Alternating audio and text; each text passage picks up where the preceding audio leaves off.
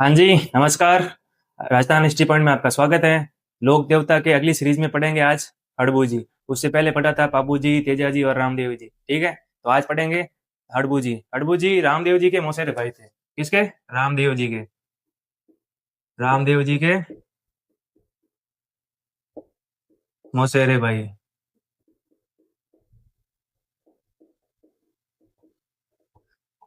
इनका जन्म कहाँ हुआ था? अपने नागौर के बुंडेल में।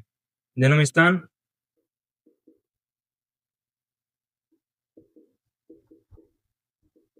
बुंडेल में। कहाँ पड़ता है अपने ये?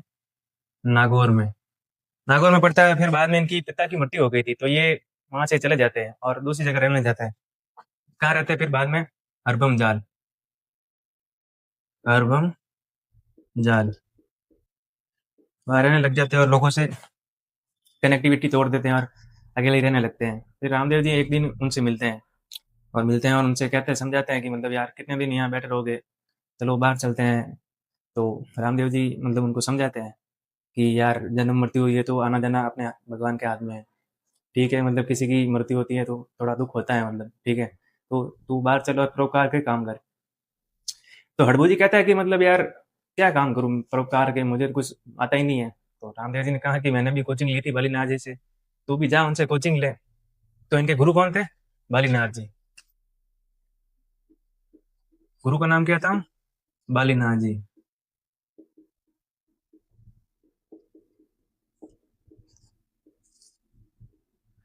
ठीक है, ये मतलब शिक्षा ली और बाद में अपने बन गए थे ये भविष्य वक्ता। लोगों का हाथ देखा करते थे। ठीक है, ये क्या थे मतलब बाद में?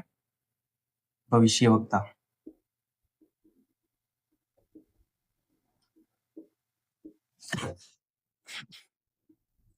लोगों को हाथ देकर भविष्य बताते थे।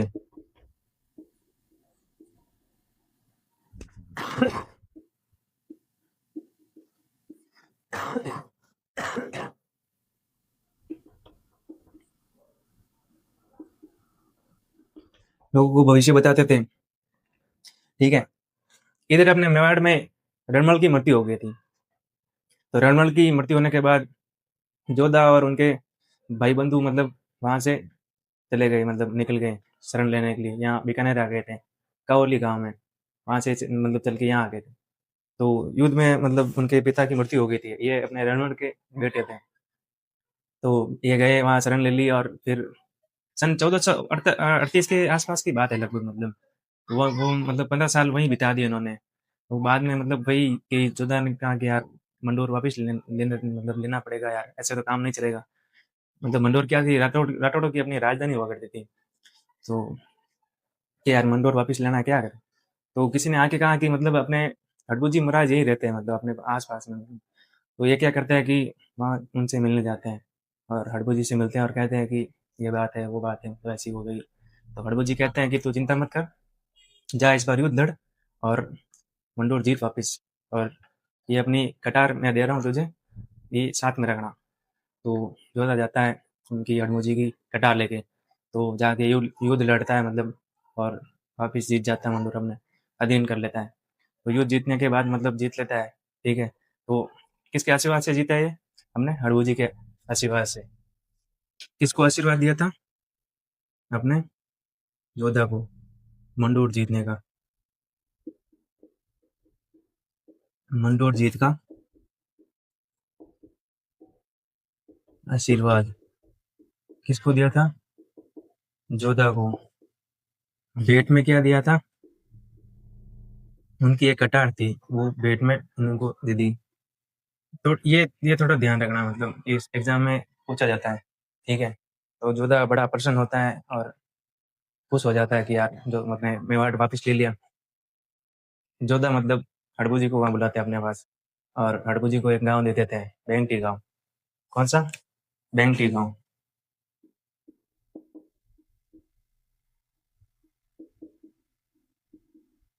और बाद में हड़बू जी वहीं जाके रहने लग जाते हैं। वही वही मतलब गायों की सेवा करते हैं। और कहा जाता है कि मतलब ये बड़े संत, मतलब संत टाइप के आदमी थे। वही गायों की सेवा करते हैं, मतलब जो गाय मतलब कोई लंगड़ी गाय होती है जिसका मतलब कोई मतलब कोई गाय हमारी घूमती है ना, जैसे किसी का बछड़ा घूम रहा है हमारा, किसी को कोई गाय बीमार है, उनकी मतलब सेवा करने लगे वहीं पे। ये क्या करते हैं, अपनी बैलगाड़ी लेके मतलब गाँव-गाँव घूमते हैं और वहाँ से चारा-वारा इकट्ठा करके वापस आ जाते हैं और उन गायों की सेवा करते हैं, उनको चारा खिलाते हैं। फिर इनके मृत्यु के बाद मतलब लोगों ने क्या किया कि इनकी बैलगाड़ी की पूजा करनी शुरू कर दी। तो पूजा किसकी करते हैं? बैलगाड़ी की।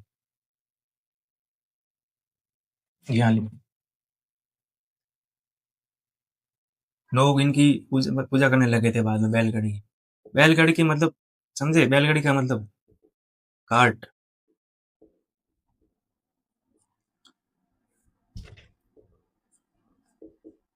बैल तो मर गया था, गाड़ी की पूजा करते हैं मतलब कहने का मतलब ये है।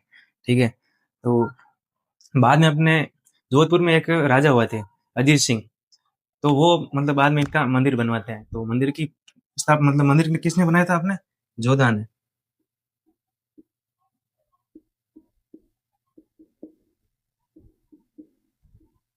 जोधा ने मंदिर बनाता है और हमने, ठीक है।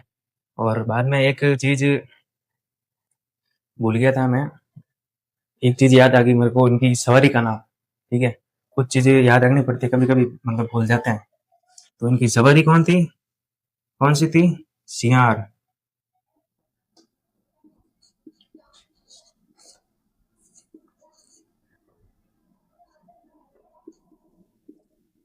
ये याद रखना, ठीक है। ये आप ये मत सोचना कि देख के पढ़ा रहा है, याद करके भी पढ़ाता हूँ, पर कभी कभी चीज कोई पॉइंट भूल जाता हूँ, वो भी समझाना पड़ता है। क्योंकि किसी को गलत कंटेंट देना ये बड़ी गलत गलत चीज होती है। देख कर भी बता दो आप तो वो बड़ी अच्छी चीज है कि कम से कम देख के बताया, तो कम से कम अगले वाले को अधूरी चीज तो ना मिले, पूरी चीज मिले। ठीक है, हालांकि देख के कोई नहीं पढ़ाता है, मैं याद करके ही पढ़ाता हूँ। ठीक है, तो वापिस एक बार मैं रिवाइज कर लेता हूँ आपके लिए। रामदेव जी के, ये मतलब रामदेव जी के मौसेरे भाई थे हडभू जी। ठीक है, जन्म कहाँ हुआ था आपने? बुंडेल में। इनके पिता की मृत्यु के बाद ये हरबम चले जाते हैं और बाद में रामदेव जी इनसे मिलते हैं और इनके गुरु कौन थे? बालीनाथ जी। और बालीनाथ जी से शिक्षा लेके ये भविष्य वक्ता बन जाते हैं और लोगों का भविष्य बताते हैं, और वही रहते हैं। और फिर बाद में उधर रणमल मतलब मर जाता है और जोधा अपने साथियों के साथ बीकानेर चल जाता है। बीकानेर जाता है और बाद में मतलब 15 साल वही रहता है, 1438 के आसपास की बात है मतलब। तो जोधा मतलब जाता है इनके पास और आशीर्वाद लेता है कि यार ये बात है, मतलब सारी बातें बताता है। और हड़बू जी इनको आशीर्वाद देते हैं और कटार भेंट करते हैं और कहते हैं कि जा तू युद्ध लड़ और अपने वापिस मंडोर जीत। तो ये मंडोर वापिस जीतता है और हड़बू जी को एक वेंकी नामक गाँव देता है। तो हड़बू जी बाद में वही रहने लग जाते हैं और गायों की सेवा करते हैं मतलब। ये लिखना भूल गया, गायों की सेवा करते थे, और वही उनकी मृत्यु हो गई थी बाद में। और फिर बाद में अपने जोधपुर में अजीत सिंह राजा हुए थे बाद में, तो इन्होंने उनका मंदिर बनाया था। और इनकी सवारी कौन सी है? सियार। ठीक है, ये पॉइंट बना के लिख देना। 1,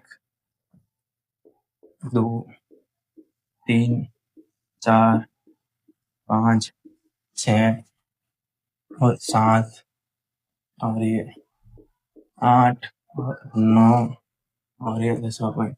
ये इंपॉर्टेंट लगाना आपने, ये एग्जाम में कंफ्यूज करता है और कभी कभी इसको मतलब पूछा जाता है।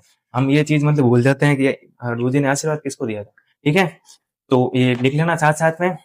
और अगले लोक देवता के रूप में पढ़ेंगे आज, वो अपने बता देंगे कौन से पढ़ेंगे। ठीक है, तो शाम को क्लास आएगी अपनी, तो क्लास में बने रहने के लिए आपको धन्यवाद है।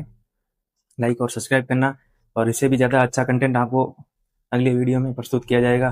ठीक है, तो आप बने रहे, मतलब वीडियो में आपको अच्छे से अच्छा पढ़ाया जाएगा, कोई चीज़ की कमी नहीं रखेंगे आपके लिए। ठीक है, तो वीडियो लंबा हो जाएगा इसलिए मैं चलता हूँ। ठीक है, आपको धन्यवाद, थैंक यू।